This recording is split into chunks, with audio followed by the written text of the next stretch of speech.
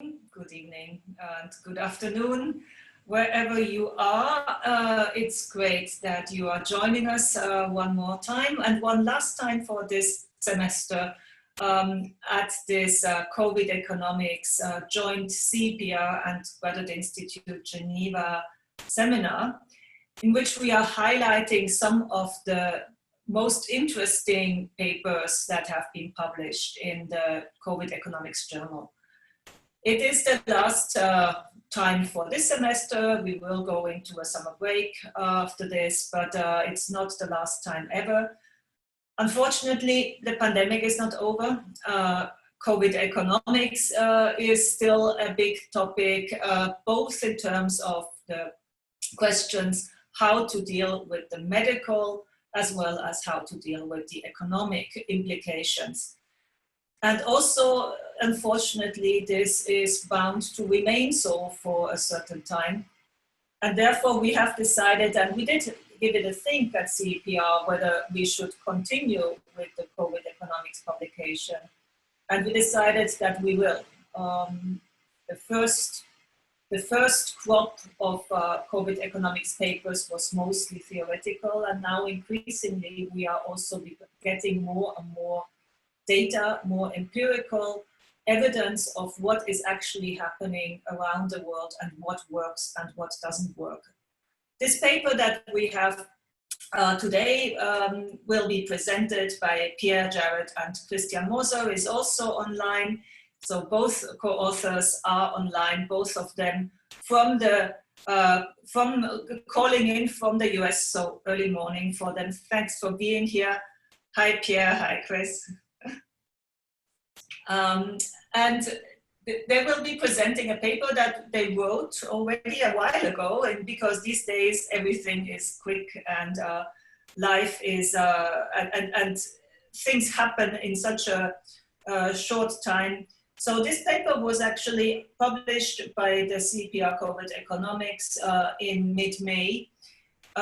They are saying that they already have a revised version, which they will be presenting today. And it's one of those papers that tries to understand what is the optimal type of lockdown policy, how governments should go about lockdown, and what are the trade-offs. So I'll give the floor to you, Pierre, who is going to be presenting the paper, and afterwards we will have, as always, 40 minutes of presentation maximum, and as always then time for discussion. You are encouraged, all our viewers and participants, to ask questions, and as always you are able to, if you would like to be brought into the panel, we can upgrade you and bring you into the panel so you can ask your question live. Just let us know who is on. And now the floor is yours. Pierre. Great. Thanks very much, Beatrice. It's an honor to be here and a pleasure. Thank you for inviting us to present. I'm going to share my slides here.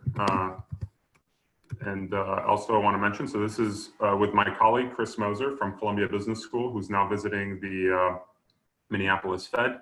And I should mention that because of that, these are not views of the Federal Reserve Bank of Minneapolis or the Federal Reserve System. This is a theoretical paper. It's about government policy under lockdown and the role of government commitment. I encourage you all to ask questions in the chat if anything is unclear, and Chris will answer them and possibly jump in if necessary.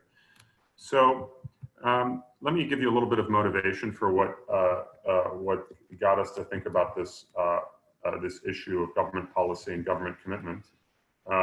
Across the world, we've seen lockdown policies take different forms in response to this global pandemic. One common feature that we saw, in particular across US states, is at first we thought the lockdown was going to last a few weeks, and then we saw some extensions. So for example, in the case of New York, where Chris and I happen to live, Governor Cuomo initially announced a lockdown from March 22nd to April 19th. On April 4th, we had an extension of 10 days to April 29th. On April 17th, a second extension to May 15th, and on May 15th, a third extension and some criteria for lifting. And we're currently going through the process of opening up.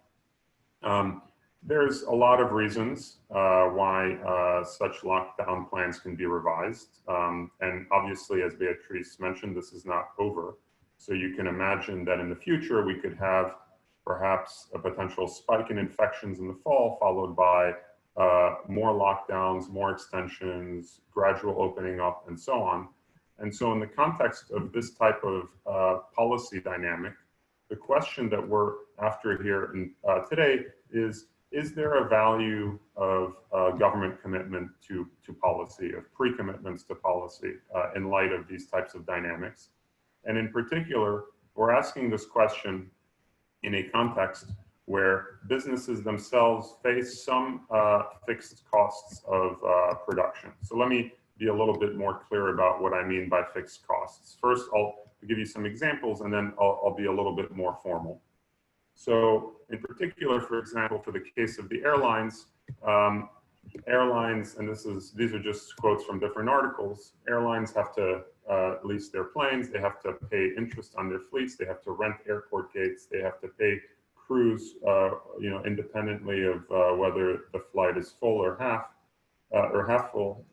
So these are costs that you have to pay, independently of the size of your operation, and perhaps you can reduce those costs if you think that you're not going to be operating a lot, if your operations are going to be curtailed going forward. The same goes for hotel owners who have to pay for utilities, for instance, malls, shopping malls, who have to different costs. And finally, I have even a small business like a bar. A bar owner must decide in advance how much food to order, how much beer to order, and you have to do that anticipating what you believe to be to happen in the future. So these are kinds of examples of upfront fixed costs that businesses have to incur anticipating the future. Formally, the way we're going to think about this in an economic environment is that under lockdown, you have to pay some costs, and we're agnostic about what those costs are.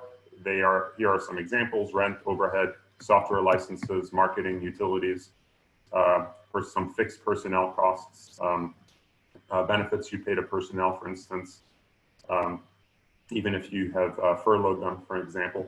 And the idea behind these costs is that if you want to be in business, if you want to be operating in some future period, you kind of have to pay these costs.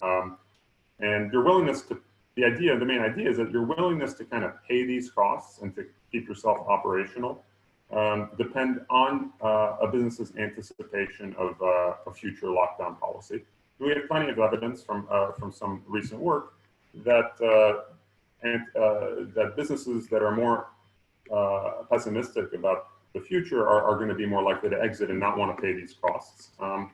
Moreover, we also know, at least empirically, that lockdowns also reduce consumer spending. So this type of dynamic is consistent with what we observe, these economic forces. What does this look like from the perspective of the government? So that's the other part that we're going to be focusing on. How does the government think about this? Well, we're going to think about the government's trade-offs as follows. We're going to think about lockdowns as putting some cap on economic activity, principally by limiting the supply of labor. And so in this light, lockdown policy trades off costs and benefits, and this is not our own invention. This is consistent with other work on this topic. The costs are that you have a decrease in economic activity. The novelty in terms of what we bring to the table is that it also, the anticipation of future lockdown can reduce these fixed cost, these fixed payments for production capacity. So there's an expectation effect there. On the other hand, lockdown can improve lives, improve health, and possibly save lives. So this is what we do, and I'll give you a preview of our main results. We take a very general model to study the dynamics of lockdown policy. This model subsumes a lot of the models in the literature. What we add to this model is this irreversible investment that we just described. This model incorporates an SIR model of disease spread, and critically, it allows for the lack of government commitment. And allowing for that allows us to consider the extent to which there is a value to government commitment. And what we achieve are three main results. We consider optimal lockdown policy with and without commitment, and we find the following. First, the optimal policy is time inconsistent, which means that there is a value to commitment. We move forward and consider different types of institutional arrangements that can improve that commitment. We show that rules that impose limits on the extent of future lockdowns can actually improve social welfare. And we extend this result to, our main result is in a deterministic environment. We extend this result to a more stochastic environment where there's a value of government flexibility to react to new information, such as the introduction of a vaccine, information about hospital capacity, information about the state of the economy, and the result extends there. Let me make a few points about related literature. What we're thinking about here in terms of the value of government commitment builds on seminal work of Kidlin and Prescott, as well as some of the follow-up work on that. And in particular, if you think about Kidlin and Prescott in the context of capital taxation, there's a well-known result there that there's a value to committing to not taxing capital since it's sunk. Here, you actually have a similar idea, except that it's happening through labor repression, and the sign of the government's commitment problem actually depends on the capital labor complementarity, as you will see. So it's a little bit more subtle than the previous result with respect to capital taxation, but it's very much connected. The results with respect to rules that reduce the total amount of government discretion, and those rules being optimal in some contexts is related to some of the work by Etiakis and Nkiho, Amador Warning and Angeletos, as well as some work that I have with Marina Halleck on commitment versus flexibility trade-offs. Those models are either in the context of fiscal policy or monetary policy, and what we're doing here is extending those sorts of insights to a model of pandemics. And then finally, there's a very vast literature that I need many more slides to put in here on the macroeconomics of COVID-19 that's been burgeoning over the past few months. What we're doing relative to that literature here is thinking about the context of government commitments. So let me jump into the model and explain these results in more detail. So this is the big overview of the model. It's a discrete time infinite horizon economy. At every single date, firms choose irreversible inputs. The government chooses lockdown policy. Then production occurs. Workers and firm owners are paid and they consume. And then the disease spreads according to an SIR model, subject to the lockdown policy. Lockdown policy does two things. It reduces current economic activity, and it improves future health outcomes of the population. What's critical here for our results is that lockdown policy, according to this timing, is chosen after the irreversible inputs. The way you want to think about this, depending on your frequency of observation, is that perhaps in this month, a firm has to make decisions about about its costs in the next month, and then the next month the government chooses the lockdown policy. So that's what this timing is meant to capture. It's meant to capture the lags between the time when you choose to make some of these irreversible inputs and the time when the government chooses a lockdown policy that immediately goes into effect, that suppresses labor, that impacts production. Let me be a little bit more formal. At every date T, the firm makes this irreversible investment XT. Just as a reminder, this irreversible investment can correspond to rent, overhead expenses, software licenses, marketing, utilities, etc. The government chooses a lockdown policy LT between 0 and 1, where 1 represents zero lockdown and 0 represents full lockdown. Workers, so it's a cap on labor supply. Workers will inelastically supply labor subject to that cap, And because that cap is binding, they will consume the wage rate times the total amount of labor that they supply.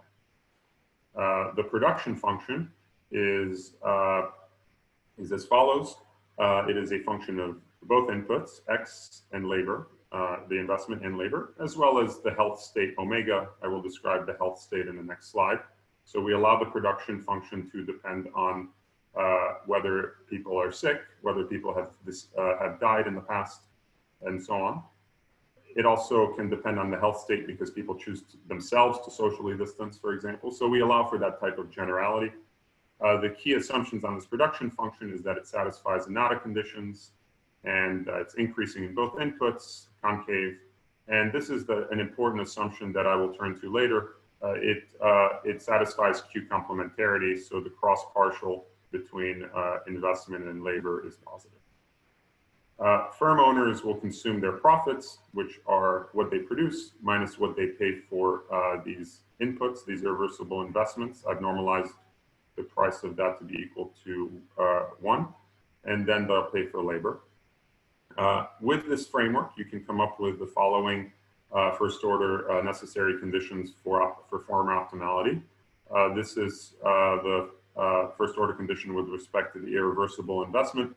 And this is the first order condition with respect to labor. So just a couple points to note. The firm is going to choose its irreversible investment in anticipation of lockdown policy. That's what comes out of this first equation here. Moreover, if you look at this wage determination equation, implicit in that is a consumption function, which is what I will refer to for simplicity, where consumption is a function of the input xt, the investment xt, labor lt, and the health state omega t. Here's what the the model of disease spread looks like, what it looks like. It's a standard SIR model where there's susceptible, infected, recovered, and deceased agents. That's what omega t corresponds to. We take the initial health state as given, and we have a mapping from the health state today and the amount of lockdown today into the health state tomorrow. Now, for the purpose of reducing notation, we have made this mapping independent of time. Nevertheless, it is very simple to extend this model to allow for time dependency, and that time dependency would capture issues like the need for time to develop a vaccine or the need for time to develop greater hospital capacity and mitigation strategies, and that's without loss of generality. We do not say very much about this mapping, other than the following assumption, which I will show soon. Social welfare is as follows. The government cares about consumption of workers, and recall that consumption is dependent on the amount of investment xt, the amount of labor, which equals the amount of lockdown lt, and the health state. And social welfare also depends on the health state directly, because of either because some people will die of the disease or other people will be ill from the disease. We make the following regularity assumption to guarantee that we can take first order conditions to prove our main results. We assume that output, health, and the health function, and the transition and the SIR transition function are all continuously differentiable in all arguments. Okay? This assumption is one that is satisfied in recent macro models of disease spread. Okay, so that's the model.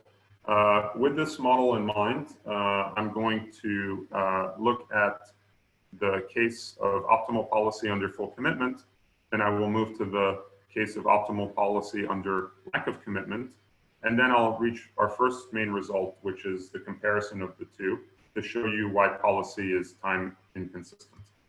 So let's take a look at the policy under full commitment. We can write this policy as a sequence problem, but it's actually a little bit easier to write it recursively for notational purposes. And in particular, you can think about this problem as follows.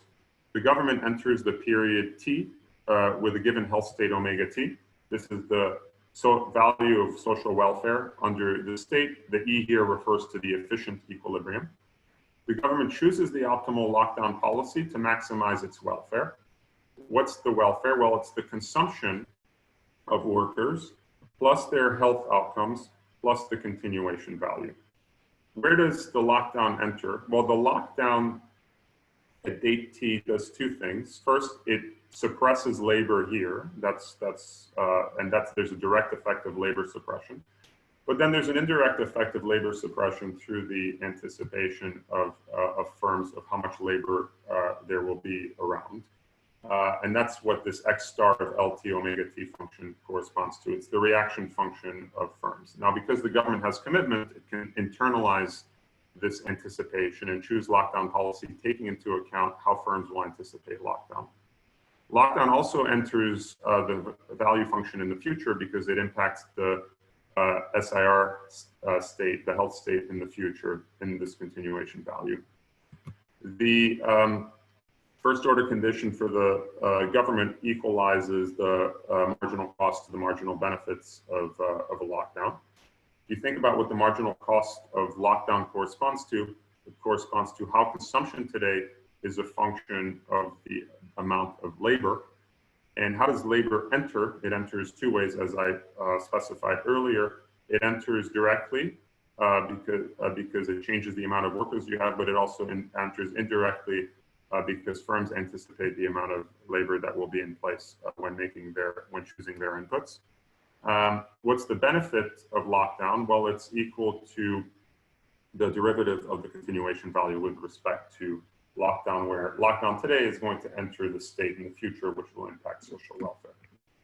If you take an envelope condition, you can see what the derivative of the continuation value with respect to labor is. It's going to depend on how labor enters the health state, and so it's a function of how the health state enters production, how it enters the health function, and how it enters future health state. So it's a complicated object that's very forward-looking, which is why we wrote this recursively to simplify notation. This trade-off between costs and benefits is very common in many policy debates. It's between current economic costs versus future health benefits, and of course those future health benefits can manifest themselves into future economic benefits as well, of course. So our model allows for that. So that's the optimal policy under commitment. Let's take a look at the optimal policy under lack of commitment, which is a little more complicated. Now, I should mention that for this, we're going to consider a differentiable Markov perfect equilibrium. In principle, there could be many, but what I'm going to say is with respect to any differentiable Markov perfect equilibrium. So under no commitment, what's different is that the government treats the level of investment XT as sunk.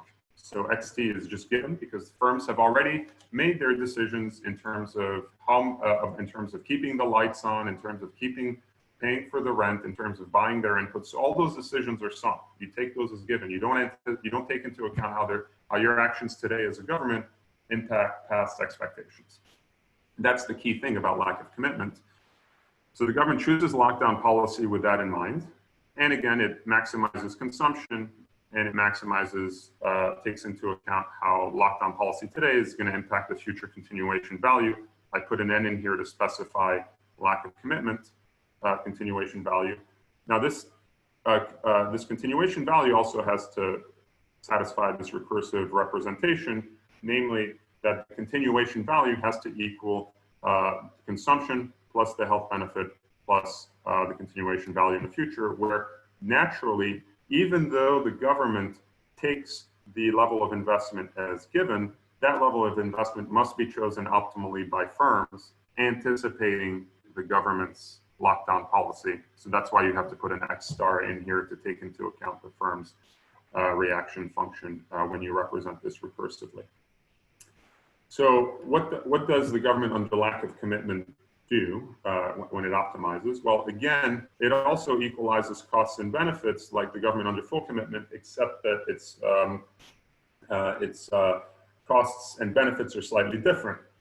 First, in terms of the cost, remember that the government, under lack of commitment, takes the level of investment as given. It's not internalizing how choices of lockdown policy today affect decisions that businesses have made in the past. And so consequently, the cost of lockdown here, which is the partial derivative of consumption with respect to lockdown. So this is the direct effect of labor suppression, not the indirect effect on the level of investment, is actually lower than the marginal cost under commitment, holding all else fixed. And that is because of the Q complementarity that we discussed earlier. It's because of the fact that under Q complementarity in the production function, investment and labor are complements, and so more labor leads to more investment. Less lockdown leads to more investment. And that's why these costs are lower than under commitment. The benefits are the derivative of the value function with respect to the amount of labor that is allowed. Now, the envelope condition to derive this is as follows. The derivative of the continuation value with the amount of labor is related to the health costs of allowing more labor. And that's as in the case of commitment, plus the strategic effect, which you often see in Markov perfect equilibria. I'll just mention what the strategic effect entails. It basically takes into account that by choosing the level of lockdown today, you are changing the state in the future. And by changing the state in the future, you are changing tomorrow's policy. So by changing the lockdown policy today, you are changing tomorrow's policy, and the impact of that change in tomorrow's policy has this impact on future welfare. That's the term in brackets. Note that the term in brackets is equal to 0 in the case of full commitment. So that's why in the case of full commitment, there is no strategic effect. In the case of lack of commitment, a strategic effect emerges. Why? Because today's government and tomorrow's government actually disagree about the optimal lockdown policy, because today's government would like tomorrow's government to internalize the impact of its behavior on investment, but tomorrow's government refuses to do that because once it arrives at a decision-making point, that investment has been sunk. So that leads us to the first main result. First main result is the following proposition. Take optimal policy under full commitment and suppose that lockdown is interior at any date t. If that's the case, then the optimal lockdown policy is not time consistent. Okay, and this is, by the way, a very general result. It's a robust result. I haven't said anything about what how the SIR function behaves. I haven't said very much about what the shape of the health function is. It depends principally on the Q complementarity between investment and labor in the production function. Let me give you an idea of the proof and an intuition for the result. It's a proof by contradiction. Suppose by contradiction that that the optimal policy was time consistent, which means that we can construct a Markov equilibrium where, starting from any state omega t, the government is choosing the optimal policy. Then what's going to be true is that the derivative of, what's going to be true is that the continuation value under commitment and no commitment are going to coincide. Moreover, the derivative of those continuation values with respect to lockdown policy are going to be the same.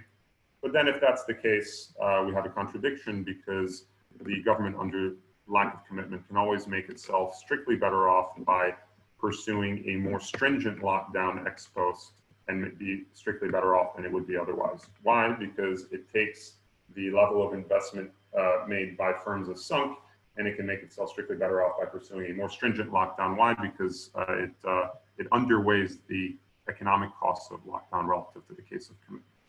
That's the intuition. That's our first main result. And as I mentioned, it's in the spirit of the insights of Kydland and Prescott on capital taxation, with the exception that, as I mentioned, this principally depends on the Q complementarity between capital and labor. If they were perfect substitutes, this wouldn't occur. And actually, if they were substitutes, the impact would go in the opposite direction. At least the intuition for the proposition would go in the opposite direction. The proposition would continue to hold. The intuition for it and the reasoning for it would go in the opposite direction. What about the value of rules here? Are there ways to allow for rules, simple rules that can improve social welfare? Is there a value to commitment? So that's what Chris and I explore in the next two propositions. We consider a very simple rule. We consider a rule where you take a government without commitment, and you tell the government without commitment that it is allowed to choose any lockdown that it wishes, LT, but that lockdown cannot be more stringent than LT efficient. So that's the lockdown chosen under full commitment. So it has discretion, but there's a limit on how stringent a lockdown can be. The main result we achieve in this environment is that there exists a Markov perfect equilibrium under lack of commitment that is going to coincide with the optimal policy. So imposing a simple rule like this, which puts an upper bound on lockdown, will achieve the optimum. And the proof of this is by construction. Suppose that a government today anticipates that all future governments are going to choose the optimal policy. That means that the value function that is perceived by the government today is going to coincide with that under the the efficient equilibrium. And what you can show in that environment is that under those conditions, the government today, with no commitment, would like to choose a more stringent lockdown than what it is allowed to, but it cannot. And importantly, the bound that is being imposed, LTE, this object right here, is going to be binding. It is not going to choose an interior point, and that result follows from single crossing, which follows from Q complementarity. So in other words, this bound LTE will be a binding boundary, and because it will be binding, the government under lack of commitment will choose the optimal policy that coincides with that under full commitment. And the intuition is simply that the no commitment government always wants a tighter lockdown than the government under commitment, and it's constrained, and it chooses policies at that constraint. Now, one limitation of this result and of Proposition 2 is that it ignores a lot of very important issues that we are talking about today with respect to lockdown policy. Clearly, we are in the process of constantly learning about this disease, the mortality associated with it, the likelihood of a vaccine discovery, the medical system's capacity to deal with it. We're also learning about its impact on the economy and our ability to mitigate, this economic shock with different tools that we have. And so there is clearly information that can arise over time that would bring value to having flexibility in lockdown policy. Does this result that we have about the value of commitment survive the introduction of this kind of value of flexibility? Now, one way of introducing this value of flexibility, which relates to some of the work on commitment and flexibility that I highlighted at the beginning, is to think about a state theta t, which is non-contractible, meaning any rules that are imposed on the government not directly depend on it. And the intuition for why it cannot directly depend on it is because some of these factors that I mentioned, likelihood of vaccine discovery, medical systems capacity, are hard to precisely quantify. This is information that is only best understood by experts. So it's hard to write exact contracts based on this information. And we take that as given. Suppose that that's the case. Suppose this information follows a first order Markov process. Now, this information is publicly observable, it's just not contractable. So at the beginning of every date, society learns theta t, and then the investment xt is made as a function of theta t, and then the rest of the model ensues as before. It's just that we have this state theta t that is determined at the beginning of each date. Now we can write social welfare as before, with the exception that we've allowed the state theta t to impact consumption through its impact on the health state or through its impact on the economy, or we've allowed the variable theta t to impact the health function H. In an environment like this, we can represent optimal policy under commitment and optimal policy under lack of commitment at every single date, as depending on theta t, as well as the state omega t as well. We just didn't put that in here, but that's how you can represent that.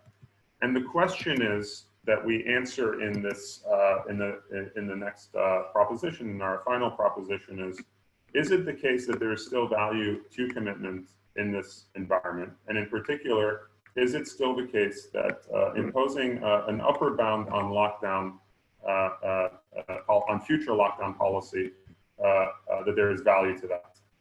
And the answer to that question is yes. I'll make the statement more formal. The statement is as follows. Suppose that we don't have any rules, okay, whatsoever. There is no boundary on lockdown policy. And suppose that in this environment that at date zero, lockdown, whether you're looking at a world with commitment or at a world without commitment, is never optimal, and it is sometimes interior under lack of commitment. So that's the condition. So we're not at the extremes and we're interior under lack of commitment. Then the result we achieve is that a binding rule, L lower bar T, so that is essentially a rule that puts a lower bound on labor or an upper bound on lockdown, at some date will increase social welfare under lack of commitment. Okay, so in other words, even when there is value to flexibility, having a commitment to limiting future lockdown is socially optimal. The essence of this proof is one where we basically rule out extreme policies that would never be optimal, independently of the state that is realized. That's kind of the essence of the proof. And the intuition for it is that if the government guarantees to the private sector that it will remove extreme policies from its toolkit, that by itself will move investment towards an efficient level. So that's the intuition for this result. Let me give a few concluding remarks before opening it up for discussion. What we've done here is we've provided a very general model that is connected, that subsumes a lot of the models that are out there, macro pandemic models out there, to study the value of government commitment for lockdown policy. The key insight that we get is that that lockdown is clearly beneficial, but there is value to a credible plan, and we've proposed different ways of making that plan more credible. There's clearly a lot of interesting avenues for future research. We can connect this to we've assumed that the government can impose caps on itself for future lockdown. In practice, you can imagine that governments break their promises, and the possibility of future rule break can create uncertainty, and that by itself can have implications for current levels of economic activity. Moreover, an interesting question is about how monetary and fiscal policy interventions themselves can interact with lockdown policy and either mitigate or amplify the problem of lack of commitment. And then finally, and maybe most importantly, what we've done here is really focus on one particular political friction, which is lack of commitment. We've assumed the government values, puts all its weight on workers and has lack of commitment, and we've highlighted one avenue for lack of commitment that runs through fixed costs for businesses and complementarity between these investments and labor. In general, there are different forces that can push the bias of the government in different directions. And let me name two. One, you can imagine making an argument that perhaps the government in a static sense, perhaps maybe cares more or less about economic well-being relative to health for political economy reasons. And second, you could also make an argument that is common in models of fiscal policy that electoral uncertainty and electoral motives can lead governments to be present biased. In the context of this particular environment, present bias would in fact manifest itself in overweighing the economic cost of lockdown relative to their future benefits. And so that electoral motive could actually counteract the lack of commitment that we have highlighted here. So they would interact in interesting ways if we were to extend the model to incorporate such political frictions. So with that, let me conclude and let's open it up for some discussion. Thank you very much, Pierre. Let me repeat for those of you who would like to raise questions that you can do so either by typing them in the chat or by letting us know, raising your hand, we can bring you in. And let me kick it off with a few questions that are on my mind related to this paper and the argument you're making. Let me be a bit provocative and say, this sounds to me a bit like an argument of the first stage. We were surprised by the severity of lockdowns, and in quite a number of countries, yes, they were also surprisingly prolonged. But isn't the bigger problem really that there is going forward not too much lockdown, that it's not government's incentives to actually create too much lockdown, but too little too late. It's kind of hard to see that in many of the countries that have had this big lockdown experience that we've had in advanced countries, that they would do a lot, almost everything to avoid having again a lockdown. So it's the contrary from what you would be predicting. How would you react to that? I mean, I think there's a lot of interesting reasons why you could have overreactions in either direction. And I think if I wanted to have a full model that explains all the different ways in which this can go in one direction versus another, I would want to think about some of the issues involving political incentives that I mentioned at the end. But what's clear is that those political incentives would work in the opposite direction, possibly, of too little. The other thing I would also think about is the fact that there's also uncertainty about the pandemic and public backlash that would need to be modeled to think about those issues. Whatever one adds to the model to kind of get the biases in different directions, what is clear from that is that there is value to commitment. Okay, whether you think the bias is in too little or too much, there's value to commitment and there's value to transparency. I think that's the main message that Chris and I want to convey out of this. Well, you know, independently of how you extend the model, you're going to find that you want to have rules that limit the total amount of discretion that a government can have. Obviously, there's always scope for things like escape clauses, extraordinary circumstances, and so on. My main view of this is very similar to the view that I have of monetary policy as well as fiscal policy, is that the equivalence of, you know, credibility, forward guidance is similar here as in those cases, because the bottom line is that there are biases and there are problems of commitment that can emerge here that are very similar to those other problems of policy commitments that we see in those other contexts. And those have been studied in depth in previous work. And what we're doing is highlighting the fact that lack of commitment is an equally important factor here.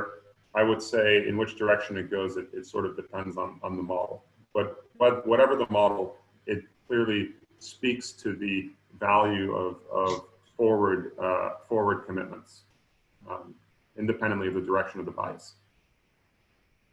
Now, Chris, did you want to add something to that? If not, I have Ugo Panizza, who has asked to speak. Ugo is the person who has been most active on all of this series, in fact, hosting most of these seminars. This is great. Please go ahead, Ugo. Thanks a lot. Thanks a lot, Pierre, Chris, and Beatrice. This is great. I lost the first time I'm in Italy visiting my parents, so internet connection was not great. I lost the first 10 minutes. So I hope I'm not asking something you already said. But it was linked to this last discussions and to the link on the commitment problem in monetary and fiscal policy.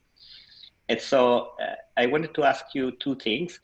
One thing, in monetary policy, we thought about a way to enforce the rules or to address the commitment problem, which is creating independent agencies. So I wanted to ask you, independent central banks. So I wanted to ask you if you thought about, what type of institution could enforce this type of policy.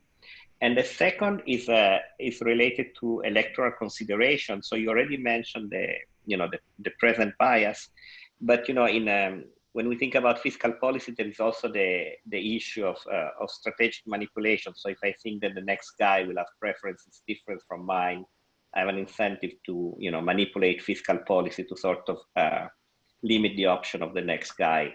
And here you could think that you have, I don't know, in the US, Democrats and Republicans, and that Republicans are less favorable to lockdown and the Democrat more favorable.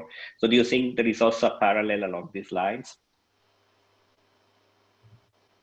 Great questions.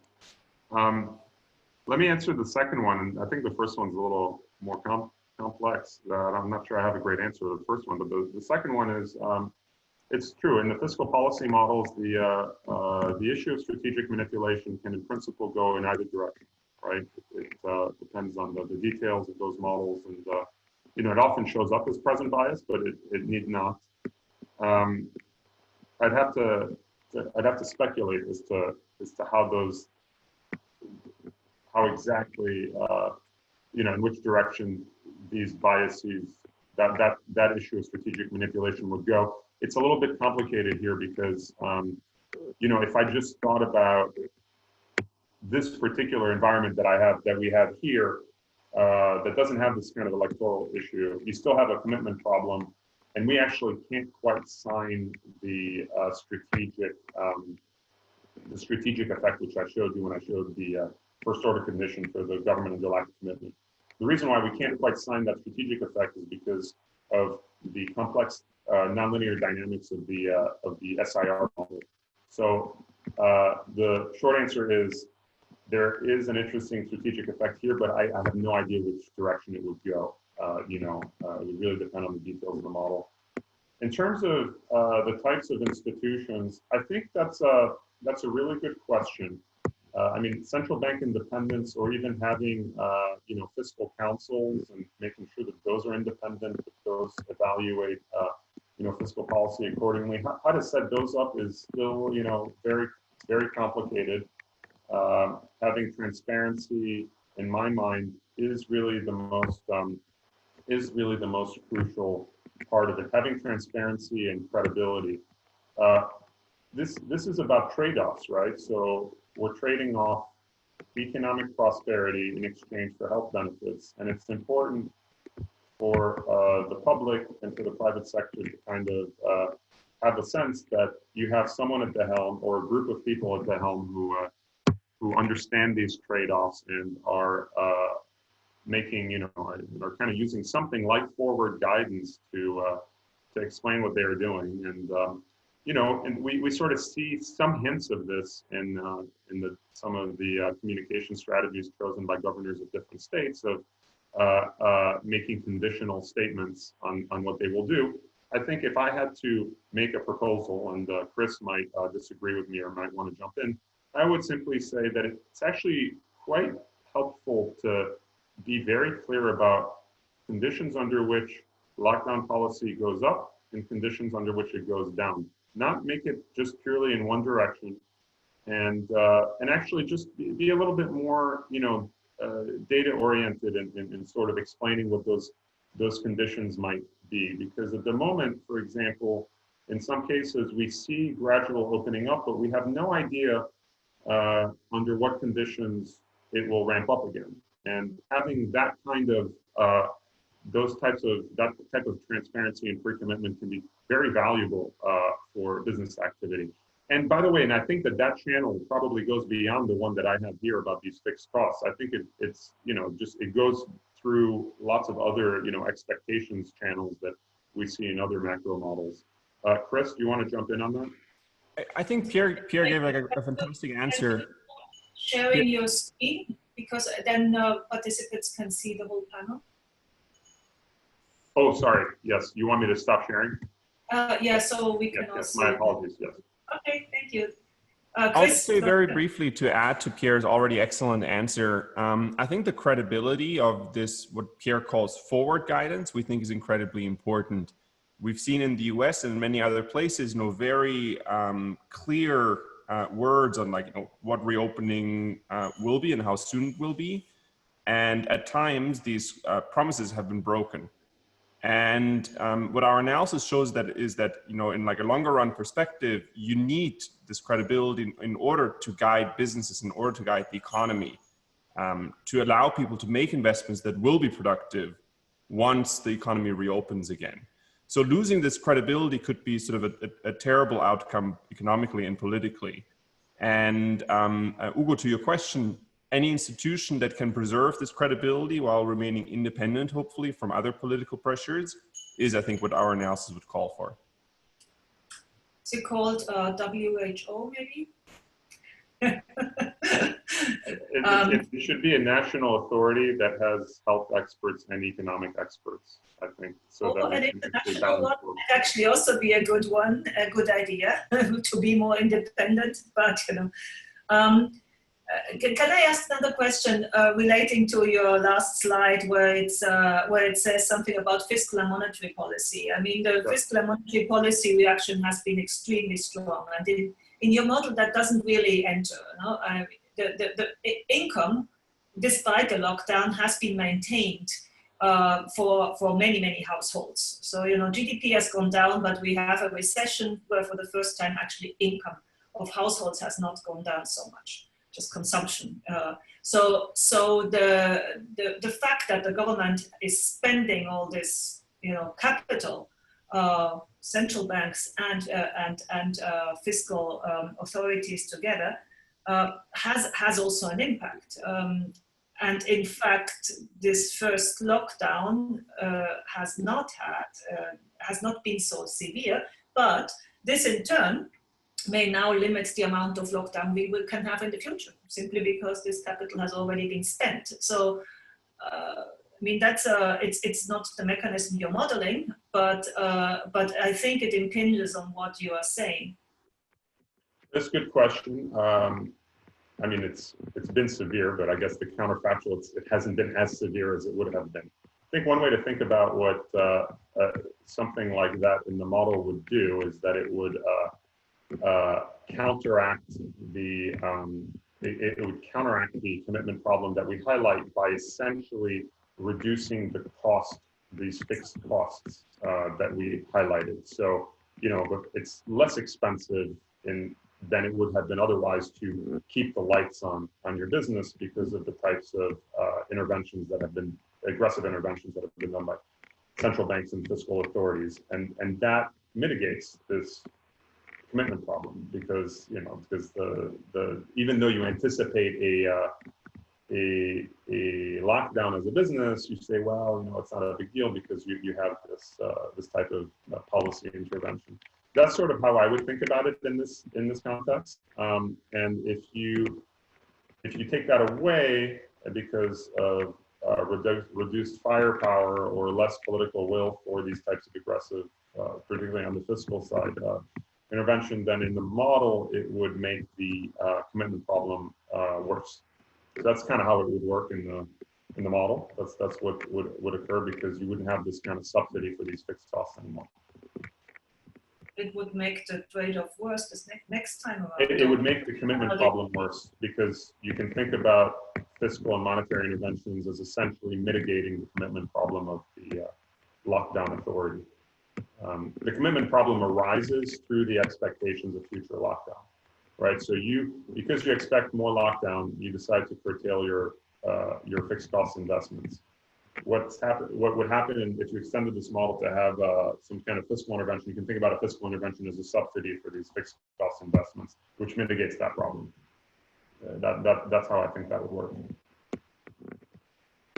That's a good avenue for future extensions for us to be thinking about. That's something we thought about a little bit. Chris, did you want to add to that? This is great. I'll leave it at that. So maybe since this is already a paper that has traveled a bit, what are your own thoughts?